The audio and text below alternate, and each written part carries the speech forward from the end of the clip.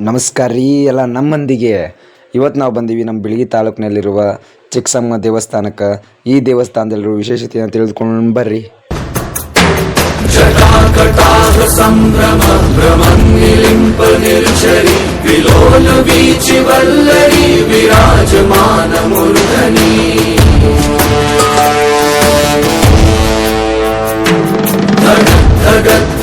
ज्वलल्ललाट पट्ट पावके किशोर चंद्रशेखरे रति प्रतीक्षणं मम.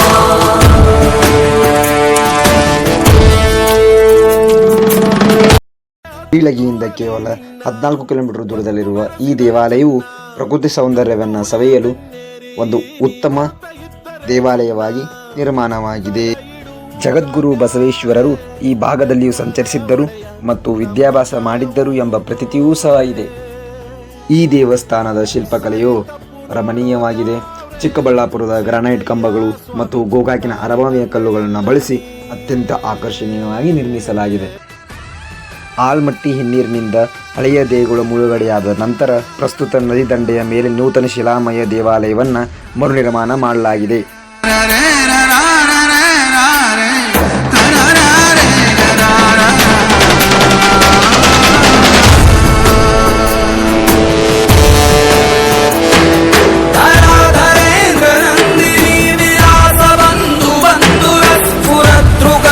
संतति प्रमोदमान मानसे कृपा कटाक्ष धोरणी निरुद्ध दुद्धरापरि क्वचित् दिगंबरे मनो विनोदमेतु वस्तुनि. ಇಲ್ಲಿನ ಮುಖ್ಯ ದೇವಸ್ಥಾನವು ಶಿವನಿಗೆ ಮುಡಿಪಾಗಿದ್ದು, ಇಲ್ಲಿರುವ ಶಿವಲಿಂಗವನ್ನು ಶ್ರೀ ಸಂಗಮನಾಥ ಅಥವಾ ಸಂಗಮೇಶ್ವರ ಎಂದು ಕರೆಯಲಾಗುತ್ತದೆ. ನದಿಗಳ ಸಂಗಮ ಸ್ಥಾನದಲ್ಲಿ ನೆಲೆಸುವುದರಿಂದ ಈ ದೇವರಿಗೆ ಅಪಾರ ಶಕ್ತಿ ಇದೆ ಎಂಬುದು ಭಕ್ತರ ನಂಬಿಕೆಯಾಗಿದೆ.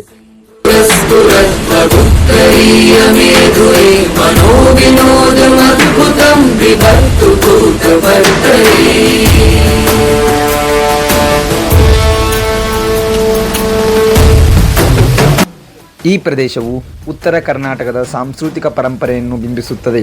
ಈ ಸ್ಥಳವು 12ನೇ ಶತಮಾನದ ಶರಣರ ಇತಿಹಾಸದೊಂದಿಗೆ ನಂಟು ಹೊಂದಿದ್ದು, ಇಲ್ಲಿನ ಸಂಗಮನಾಥ ದೇವರು ಆ ಕಾಲದ ವಚನಕಾರರಿಗೆ ಮತ್ತು ಸಾಧಕರಿಗೆ ಪ್ರೇರಣೆಯಾಗಿದ್ದವು.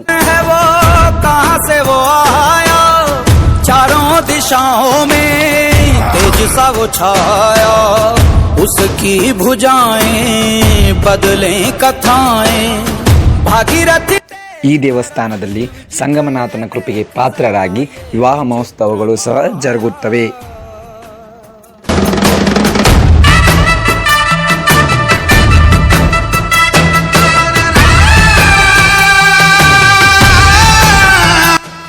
ಈ ರೀತಿ ಹೆಚ್ಚಿನ ವಿಡಿಯೋವನ್ನು ವೀಕ್ಷಿಸಲು ನಮ್ಮ ಅಕೌಂಟನ್ನು ಫಾಲೋ ಮಾಡಿ. ಮತ್ತು ಮುಂದಿನ ವಿಡಿಯೋದಲ್ಲಿ ಸಿಗೋಣ. ನಮಸ್ಕಾರ, ಧನ್ಯವಾದಗಳು.